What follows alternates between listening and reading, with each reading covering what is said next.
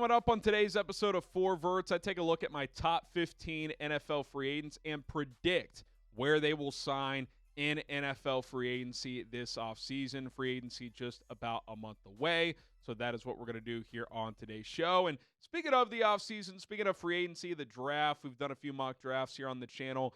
I want to hear from you guys. Do you guys want more free agency content or draft content? If you're leaning draft, type D for draft. If you want more free agency coverage, type F for free agency. We're going to do both, to be clear, but if there's an overwhelmingly majority in one way or the other, maybe we will do more content focused on that part of the offseason. But let us know what you're a bigger fan of, what type of content you want.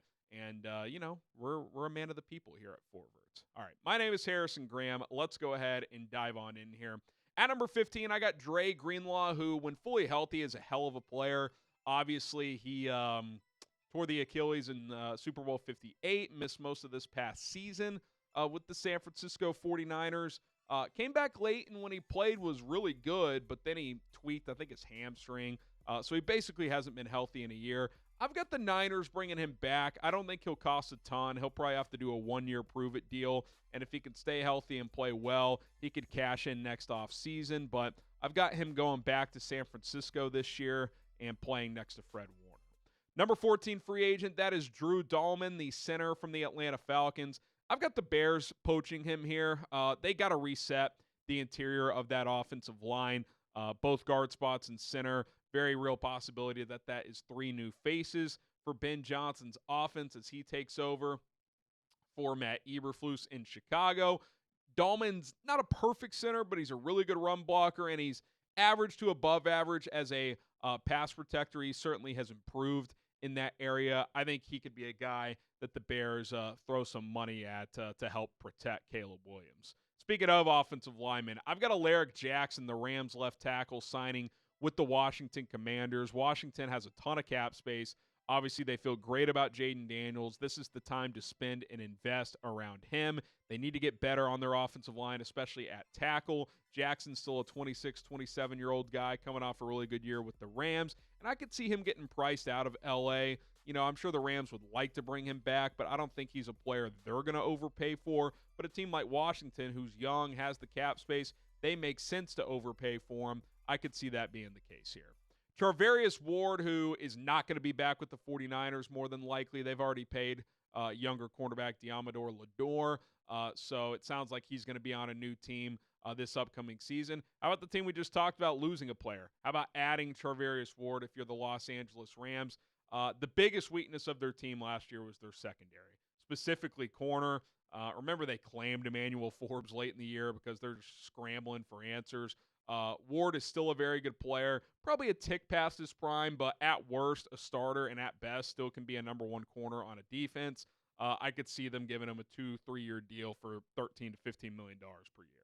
Stephon Diggs, the wide receiver, I think he re-signs with the Texans because, A, I think Houston needs a receiver because Tank Dell likely going to miss the entire season. And B, he was playing pretty well and was building a rapport with C.J. Stroud before he went down with the injury. 1-2-year deal. I don't think he's going to cost a ton. He's not a number one guy anymore, but he can be a 2. He can be a 3. They'll probably draft somebody as well. Stephon Diggs returns to Houston. Josh Sweat, the Eagles' edge rusher. I predict the Bears throw some money at him. I think a team's going to end up overpaying here. I like Josh Sweat, but I think people will be surprised. He's going to get $18-20 million per year on a 3 or 4 year contract. But the Bears might be a little desperate here. They need more pass rush production. They need to be better in the trenches on both sides of the ball. Have them adding Drew Dahlman. Could see them signing Josh Sweat as well. We'll see where Ryan Poles spends his money. Okay, the Las Vegas Raiders, who are second in the league in cap space right now with over $90 million. How about Pete Carroll reuniting with DJ Reed, who, by all accounts, is not going to re-sign with the New York Jets? Carroll was his coach in Seattle for a number of years before he ended up in New York. I like the fit there. The Raiders need another cornerback. They've got the money to pay him. Carroll and Reed, by all accounts, have a good relationship. I think DJ Reed actually put something on his IG story when the Raiders hired Pete Carroll. So I could see that being a natural fit given the cap space they have and the need to add another defensive back. At number 8 is Zack Baun, the linebacker. I think Philadelphia is going to try to re-sign him. Howie Roseman historically has not invested heavily at linebacker, but I think getting Zack Baun to become an all-pro in Vic Fangio's defense, I would imagine Vic is going to have some influence here. And I think the Eagles will let some of their defensive linemen go, like Milton Williams and Josh Sweat, because they're just going to get priced out, and try to bring a guy like Zack Baun back, $12, $13 million per year. I don't think he'll get, Roquan Smith money after one big-time season, but he'll get high-level starter money, and I think Philadelphia will find a way to keep him because he was just a game changer for their defense, had an interception in the Super Bowl, was a finalist for Defensive Player of the Year. Ronnie Stanley, probably the best left tackle on the open market, who does come with some questions. Injury history, although he was healthy this year, which was clutch for him entering a contract year. Also, he is 30 years old, so, he's not super young. But if you're the Patriots, you got to protect Drake May. You'll probably have to overpay for Stanley, who would probably prefer to play for a win-now contender. But, if his market is $20 to $22 million, if you're the Patriots, do you just give him 23 to 25 on a 3 or 4 year deal? You got to protect Drake May. It is just not optional. So I would pay Ronnie Stanley big money and feel good about the left tackle spot for a number of years. Okay, Khalil Mack is at number 6 here as he has announced he is going to play another season. I think the Chargers re-sign him. Certain teams will be interested. I thought about Philadelphia reuniting with Vic Fangio, a coach he played under in Chicago in 2018 when he was a part of that really good Bears defense. Several teams will certainly be interested. He's still a very good player, but I think he ends up staying with the Chargers. We know Jim Harbaugh values trenches players, and Mack is one of their better pass rushers. Okay, subscribe to 4 Verts. We are less than 300 subscribers away from our next milestone of 7,000. Remember, our big goal is to get to 10,000 subs by the end of the NFL draft. We would appreciate you if you subscribe if you haven't already. Spread the word with all your friends. We're bringing you guys NFL content, the latest news, rumors, draft, and free agency coverage every single day this offseason. So let's rock and roll here on 4 Verts. How about Sam Darnold? Excuse me. The Vikings free agent quarterback to be. Obviously a unique situation. Had a hell of a year, but, kind of tanked the last couple of weeks. Week 18 against the Lions and the playoff game.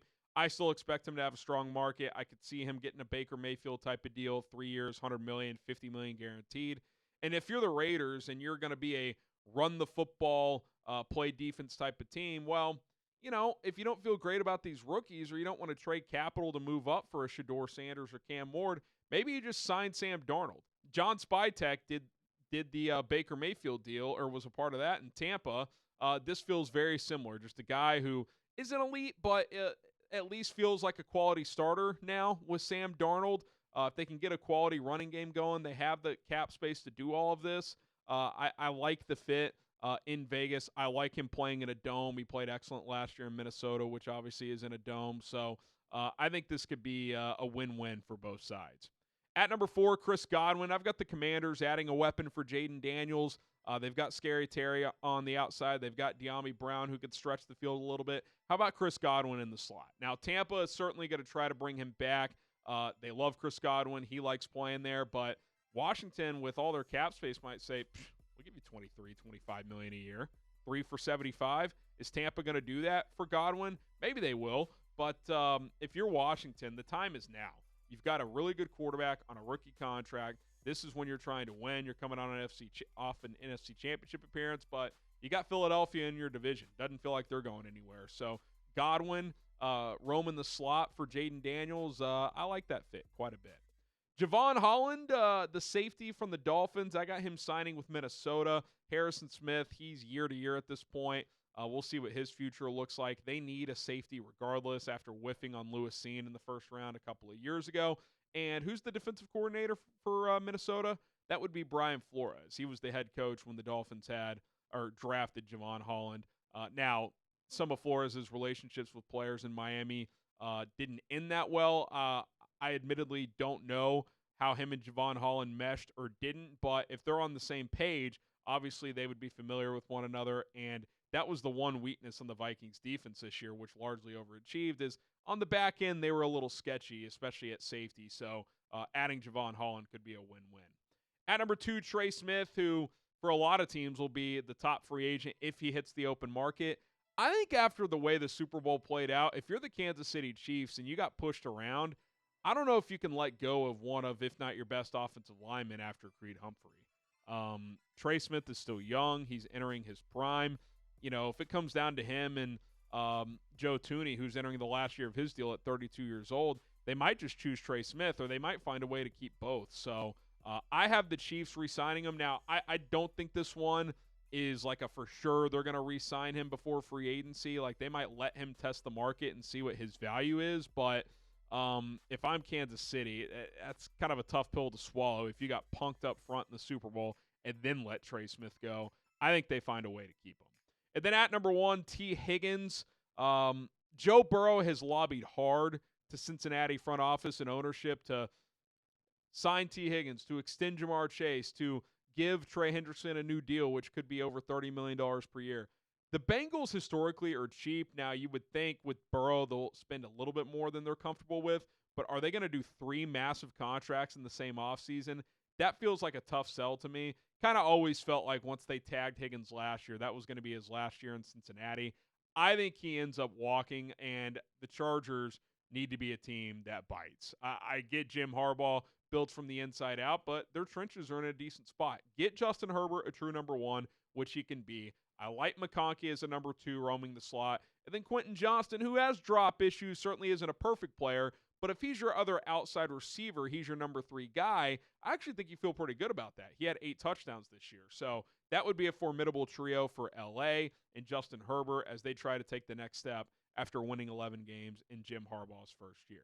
All right, there you have it. 4 verts. We're going to continue to crank out content here on a daily basis. Appreciate everybody for tuning into the channel. Let us know again, draft, free agency, what type of content you want more of. My name is Harrison Graham. Hit that subscribe button, like the video, and we'll see you guys next time.